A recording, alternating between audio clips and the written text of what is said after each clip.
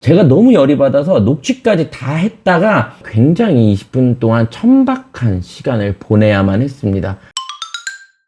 제가 온라인 사업에 멋모르고 현재 뛰어든다면 아마도 무조건 쿠팡에서 팔 것 같아요. 그리고 always는 지금 당장 잠깐만 활용하면서 아주 잠깐만요.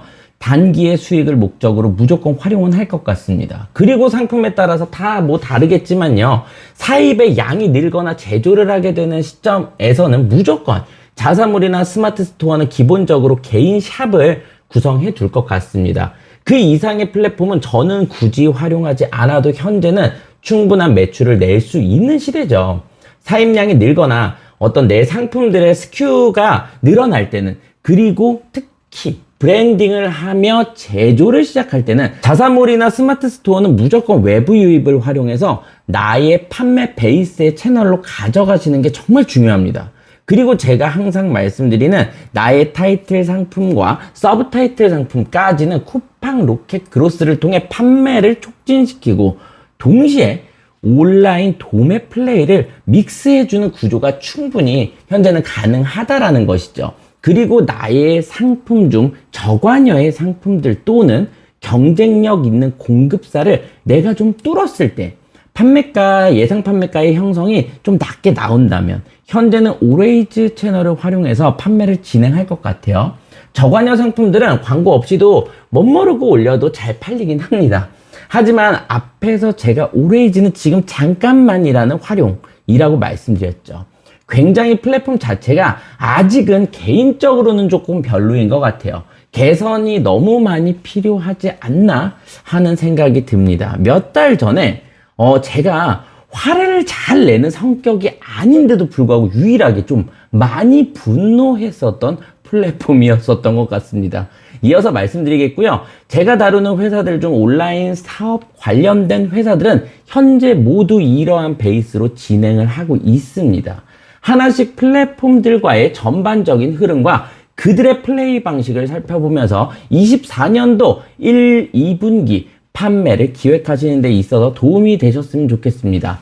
자, 그럼 먼저 쿠팡입니다. 쿠팡이 지금 시점에서는 누가 뭐래도 압도적인 수요층을 장악하고 있는 것은 부정할 수 없는 것 같아요.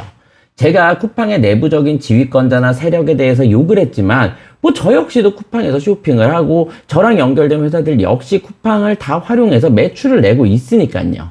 지난 영상에 정말 중요한 내용을 제 스스로는 제 개인 채널이지만 정말 중요한 얘기를 나름 말씀드렸었던 것 같아요. 안정적인 사업 구조를 위한 위탁 판매 방식과 사입 판매, 그리고 제조, 이게 절대 분리되어 있는 것이 아닌 믹스를 저는 추천드리고, 그게 일반적이고 너무 당연하다라고만 생각하면서 사업을 오랜 시간 지속해 왔기 때문에 내 사업의 안정적인 구조와 비율을 지난 영상에서 말씀드린 거예요.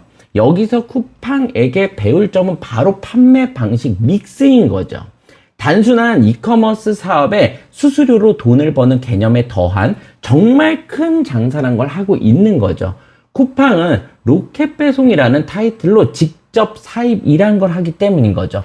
로켓 배송은 쿠팡이 셀러들의 상품을 도매가로 사입을 해서 본인들이 되파는 시스템이란 건 초보자분들도 이미 다들 아실 테고요. 그리고 쿠팡은 자체적으로 여러 자신들의 PB 브랜드를 확장시켜 나가면서 제조 역시 합니다.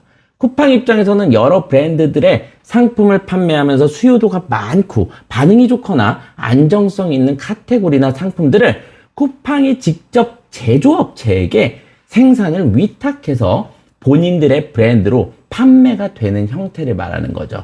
무신사에서 예를 들면 무신사 스탠다드라는 네이밍으로 수요도가 있고 안정성 있는 무지 티셔츠라든지 양말, 뭐 기본적인 아이템들을 본인들이 직접 유통업자인 본인들이 직접 브랜딩을 해버리는 거죠. 쿠팡 쇼핑을 하시다 보면은 상품마다 그 필수 표기 정보 더보기 뭐 이걸 누르시면 제조자, 수입자란에 쿠팡 자체 PB 브랜드들이 많죠. 예를 든다면 뭐 곰곰이라든지 뭐 베이스 알파 에센셜 뭐 등등 뭐 쿠팡이 직접 제조를 해서 마진의 폭을 넓혀버리는 거죠. 항상 이러한 유통업자가 직접 본인들의 브랜드를 만들어버려서 피해를 입는 업체들도 분명 많지만 단편적인 부분을 보자면 쿠팡이 장사는 기가 막히게 잘하는 거죠. 이렇게 사입과 제조 그리고 쿠팡 윙을 통해서 쿠팡 입장에서는 위탁 판매를 충분하게 하고 있고요. 쿠팡 윙은 쿠팡 입장에서는 위탁 판매를 하고 있는 개념이란 얘기입니다. 그리고 로켓그로스를 현재는 더욱더 활성화시키면서 배송만을 대행해주는 배송, 대행 판매를 직접 일으키고 이미 자리까지 잡았습니다.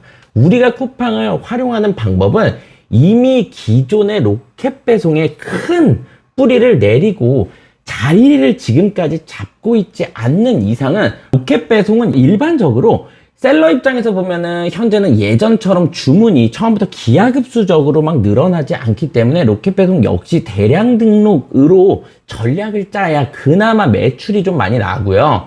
굉장히 비효율적이죠. 판매가 핸들링도 안 되고 쿠팡 입장에서도 로켓크로스 시스템으로 배송 대행을 아마존을 모티브로 제대로 도입을 했기 때문에 굳이 이제는 사입을 더 강행할 이유는 없겠죠. 쿠팡한테 배워야 하는 점은 분명 사업의 구조라는 것입니다. 1인 기업 기준 위탁 판매 비율로 사업체의 현금을 좀 순환시키면서 사입을 각자만의 컨디션에 맞게 비율을 정하고 제조 그리고 후작업 생산 그리고 온라인 도매까지 이 판매 방식이 다 따로 나누어져 있는 게 절대 아니라는 점을 이해하신다면 내 사업체가 뭔가 좀 더 풍성해지면서도 재미가 있습니다. 각자들만의 비율을 잘 잡아 보시는 게 중요할 것 같습니다. 그래도 난 비율 모르겠다 라고 하신다면 위탁을 해야 하나요? 사입을 해야 하나요? 제조를 해야 하나요? 이전 영상 꼭 참고해 주시고요. 다음 always는 현재 잘 팔리긴 하더라고요. 레브잇 강재윤 대표가 엄청난 포부로 기업가치 1000조 원 이상 쿠팡보다 아마존보다 더 큰 기업을 만들겠다. IT의 기술만으로 현존하는 이커머스 시장을 다 무너뜨려 버리겠다 라는 메시지와 함께 인류의 역사상 지구에서 아직까지 풀어내야 할 수많은 문제점들을 차례대로 부셔나갈 것이다. 제 채널을 쭉 보시고 저랑 만남도 가지시고 하신 많은 대표님들은 저를 잘 아시겠지만 저는 개인적으로 인생의 기복이 너무나 심했었던 이슈들을 경험하면서 어릴 적만큼의 현재는 큰 포부와 욕심 없이 꿈이 오히려 소박해진 그런 상태로 좀 아쉽죠. 조금 더 삶을 즐기면서 마음의 재미를 더 추구하면서 살고 있는 사람입니다. 그래서 이러한 젊은 큰 포부를 지니고 있는 대표자들의 이야기들은 저에게는 뜬구름 잡는 얘기가 분명히 있더라도 좀 멋있어 보이고 열정도 있어 보이고 대단하기도 하고 오히려 한 살이라도 더 젊은 친구들이 가능성도 더 있잖아요. 그런데 사업의 개념 자체는 너무나도 저랑은 좀 결이 반대되어 있기 때문에 오히려 저한테는 그게 굉장하게 신선하면서도 이걸 깨줘봐라, 이걸 깨져라 하면서 always의 행보를 지켜보고 있습니다. 그래야 또 모든 사람들이 새로운 형태의 시스템으로 전환이 되며 막혀 있었던 사고들이 더 성장해 나가는 거니까요. 단순히 젊은 MZ세대의 대표에 스쳐 지나가는 얄팍한 기업이 안 되었으면 하면서 저 역시도 계속 always의 행보를 지켜보고 있는 입장입니다. 하지만 분명히 사회는 냉정합니다. 당연히 그조차 각오한 기업이겠지만 실력을 떠나서 기본적인 것들부터 냉정하게 개선할 필요는 있다라고 생각은 합니다. 제가 좀 고인물일까요? 스타트업 기업의 필수라면 필수적으로 대표자가 이 정도의 포부는 있어야죠. 언제 자신의 생각이 꺾일지 모르겠다. 하지만 이렇게 목표를 가지지 않으면 본인은 일이 진행이 안 된다라고 했었나? 하여튼 그랬습니다. 오히려 저는 그 말이 좀 더 진정성 있게 느껴져서 관심이 더 생기더라고요. 아직까지는 냉정하게 굉장히 제3자로 제가 보았을 때는 너무 기대에 못 미쳐 보입니다. 오레이즈는 일단 수수료가 일단 굉장히 저렴하고요. 값싼 상품들 팔기 좋더라고요. 재고 있는 거 적당히 세일가로 올려두니 판매 많이 이루어지더라고요. 그런데 오히려 쿠팡보다도 비싸게 내놔도 똑같이 잘 팔리더라고요. 그런데 잘 팔리던 게 이유 없이 안 나가버리기도 하고요. 안 팔렸었던 게 그냥 비싸게 올려둔 상품이 갑자기 노출이 돼서 나가기도 하고요. 이 플랫폼의 미래를 감히 저 따위가 예측을 해보자면 현재 상태로서는 저도 응원을 하는 입장에서는 저는 개인적으로 절대 좀 문제가 있지 않나 싶습니다. 쿠팡이 아마존을 벤치마킹해서 메이킹 해왔다면 오레이즈는 레브잇이라는 회사의 대표도 직접 언급을 했듯이 중국의 핀도더를 벤치마킹해서 만든 플랫폼으로 디스커버리 커머스 모델을 기반으로 하는 모델이라고 하죠. 2021년 9월 약 2년 전부터 등장을 해서 누적 가입자 수가 700만 명을 돌파를 하고 월간 거래 약 400억 원 달성. 사용자들의 리텐션은 무려 80% 이상이 나오고 엄청 높은 거죠. 1인당 월간 평균 사용 일수는 쿠팡이나 컬리를 넘어서기도 했다라는 것입니다. 그리고 최근 600억 원의 투자 유치를 받으며 2년간 투자 유치액을 다 합쳐보면 869억이 되었다고 합니다. 저는 아직 이 부분이 이해가 가지가 않아요. 쿠팡을 넘어서 아마존까지 뛰어넘는 기업이 될 거라고 크게 포부를 드러내고 그 열정적인 모습 때문에 단순하게 투자자들이 투자를 했는지는 의문이나 오레이즈가 아직까지 내비쳐주는 디스커버리 커머스의 모습은 엔터테인먼트적인 요소를 결합했다는 것 이외에는 어떠한 구매자들의 편리성보다는 저가의 노출을 기반으로 한 일반적인 그냥 뭐 폐쇄물 정도의 느낌이랄까요. 근데 그렇게 싸지도 않아. 검색만 해봐도 쿠팡이 더 싼 상품들이 훨씬 더 많고 쿠팡보다 더 올웨이즈에 비싸게 올려두는 상품도 있으니까요. 저희만 해도요. 올웨이즈는 가장 핵심 경쟁력으로 내건 게 무조건 우리가 제일 싸다 인데 말이죠. 이게 될까? 에서 1차적인 의문이 들면서 투자 유치를 정말 잘했네. 이건 분명한 실력이겠죠. 분명한 능력이라 생각해요. 이미 사람들을 많이 모았기에 그건 참 대단하지만요. 아님 제가 그렇게 크게 될 기업을 아직 눈앞에서 보는 눈이 없어서 그런지는 몰라서 저는 아직 레빗, 오레이즈 플랫폼의 부족함이 너무 많이 보이더라고요. 쿠팡, 아마존의 이름까지 나올 일인가 합니다.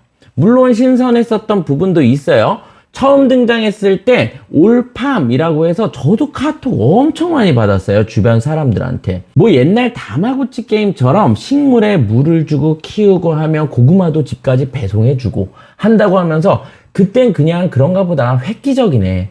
게임이라는 컨텐츠를 활용해서 쇼핑 플랫폼을 구성해버리는 게 뭔가 좀 구성이 괜찮아서 들어가 보긴 했죠. 보통은 요즘엔 판매자들이 광고를 기반으로 해야만 판매가 이루어지다 보니까 구매자들의 검색을 기반으로 하는 방식이 아닌 개인의 쇼핑 히스토리를 반영해서 이제 여기가 포인트죠. 가격이 저렴하고 평이 좋은 상품일수록 화면에 자주 노출을 해주는 방식이라는데요. IT를 활용한 저가만을 내거는 방식. 앞으로 궁금하긴 합니다. 응원을 하던 제가 몇 개월 전이에요. 부정적인 생각을 가지게 되고 판매도 현재 하면서 이 기업을 더 지켜보고 싶어진 그 이유는 아주 작은 부분이었어요.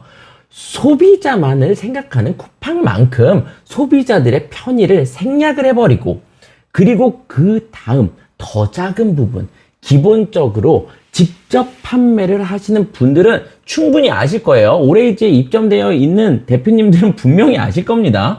어드민 채널 자체가 진짜 지금 2023년도입니다. 이건 뭐지? 했어요. MS 도스인가? 막 너구리 나오고 막 지렁이 피자 먹으러 다니고 판매하다가 막 쉴 때는 막 심시티 한번 하고 올 법한 그런 느낌인가요? 이건 제가 좀 오바를 한 거고요.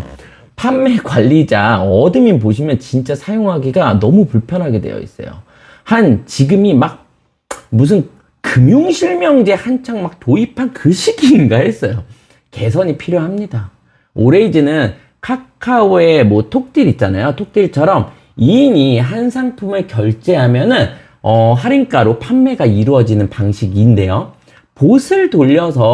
어떤 봇을 돌려서 1위는 구매가 현재 미리 되어 있도록 하는 건지 뭔지는 알 수는 없으나 그냥 뭐 한 명 한 건 주문이 들어오기도 하고 합니다. 리뷰들도 가구매 구성도 너무 많이 보이긴 하는데 정확히는 저도 잘 그건 모르겠어요. 뭐 프로그램을 제가 잘 아는 사람이 아니기 때문에 더더욱 모르겠죠. 개선될 부분은 하여튼 많아 보였습니다. 그리고 직원 굉장히 특별한 내부 구조를 강조하는 기업이죠. 수직적이지 않은, 저도 이 부분은 현재 게임 회사들이나 워낙 잘 움직이는 기업들도 이렇게 수평적인 구조로 굉장히 잘 운영되는 기업들도 있고 해서 많이 물어보기도 하고 배우고 하는 부분인데요. 저는 그래도 아직은 수직적인 구조의 세대라서 아직 많이 배우고 바꾸고 해야 하긴 합니다. 그런데 강조했었던 내부 구조, 지금은 분명 아닌 것 같더라고요. 제가 너무 열이 받아서 녹취까지 다 했다가 이건 개인 방송에 내보내기도 좀 민망한 정도의 말들을 제가 듣다 보니까 저는 처음이었어요. 이게 가능한 CS인가 했습니다. 오레이즈 CS가 이게 가능한가? 콜센터가 기본적으로 없고 판매 중에 좀 큰 이슈가 하나 생겨서 계속 요청을 제가 해서 힘들게 통화를 했는데 CS 자체가 저는 무슨 말하기도 좀 어려울 정도로 폰을 제가 정말 20분간 들고 있다가 굉장히 20분 동안 천박한 시간을 보내야만 했습니다. 쿠팡도 이 정도는 아닌데 하면서 오레이즈에 대한 응원을 지금도 아직 끝까지는 해보곤 있어요. 제가 이러한 얘기를 하는 것조차도 오레이즈 입장에서는 냉정하게 바이럴 마케팅이 되고 있는 걸 수도 있겠죠. 대표자의 포부대로 어떻게 앞으로 개선될지는 정말 앞의 행보가 궁금하긴 하더라고요. 이왕 투자 유치까지 엄청나게 했으면 좀 더 긍정적으로 갔으면 합니다. 큰 포부를 던지고 투자 유치를 성공적으로 했다면 우리나라를 대표할 수 있는 기업으로 성장했으면 하긴 합니다. 아쉬운 점들이 어떻게 개선은 될까? 개선은 될까? 계속 지켜볼 생각입니다. 싼 물건 잘 팔려요. 타 플랫폼보다 근데 비싸게 올려도 간간히 또 잘 팔려요. 아직은 뒤죽박죽인 느낌입니다. 물론 어떠한 플랫폼들도 성장 단계에서는 당연하게 거치는 과정이지만요. 그런데 주가 된다는 always의 디스커버리 커머스의 방식은 돈 많은 셀러가 광고비를 써서 유리한 환경을 만드는 것보다는 수수료를 최저로 하고 광고비를 오히려 좀 덜 쓰게 하는 대신에 셀러들이 할인폭을 좀 높일 수 있게 하는 구조가 특징이라고 하는데 타 플랫폼들에 비해 광고비는 현재 미친 듯이 더 올라가는 것 같더라고요. 현재는 상당히 비싸고요. 뭔가 좀 조급한가 싶기도 하고 전략일 수도 있겠죠. 그리고 기업의 기본적인 태도가 아주 작은 부분에서 나타나고 하는데 지켜봐야 될 것 같습니다. 다행히도 추진력이나 강해 보이면서도 무언가를 받아들이는 젊은 대표자 분이신 것 같아서 믿고 한번 지켜보도록 하겠습니다. 자, 처음 진입하시는 분들은 현재는 잠깐이라도 오레이즈를 활용해서 좀 쉬운 판매를 해보셔도 좋을 것 같아요. 아니다, 쉽지는 않고요. 더럽게 안 나가는 것도 있고요. 그냥 아직 시스템 자리가 안 잡혀서 운빨로 막 나갈 수도 있고 해요. 모든 플랫폼이 이럴 때 은근 아직 초보자 대표님들께서는 또 기회가 될 수 있는 거죠. 부가적인 수익이 나오면 좋고 아님 말고 정도로요. 수수료가 일단 낮고 노출은 안 이루어지다가 갑자기 노출이 막 올라가기도 하네요. 한 상품에 너무 빌드업을 추천드리는 건 아니고요. 리뷰 좋게 엄청 찐으로 달 팔려 나가다가 갑자기 이유 없이 그냥 죽어버리기도 하더라고요. 잘 모르겠어요.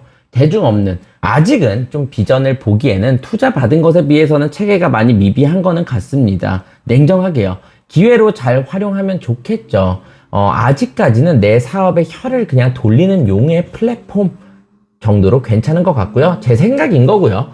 그래도 긍정적으로 젊은 분의 새로운 또 하나의 도전인 만큼 금방 개선해서 뭔가 좀 보여줬으면 하는 바람입니다. 쿠팡의 판매 구조에 따른 안정성 있는 내 사업의 구조를 위탁, 사입, 제조, 후가공 그리고 온라인 도매를 활용해서 24년도 나만의 셀링의 설계를 한 번씩들 해보는 시간을 가져보셨으면 하고요.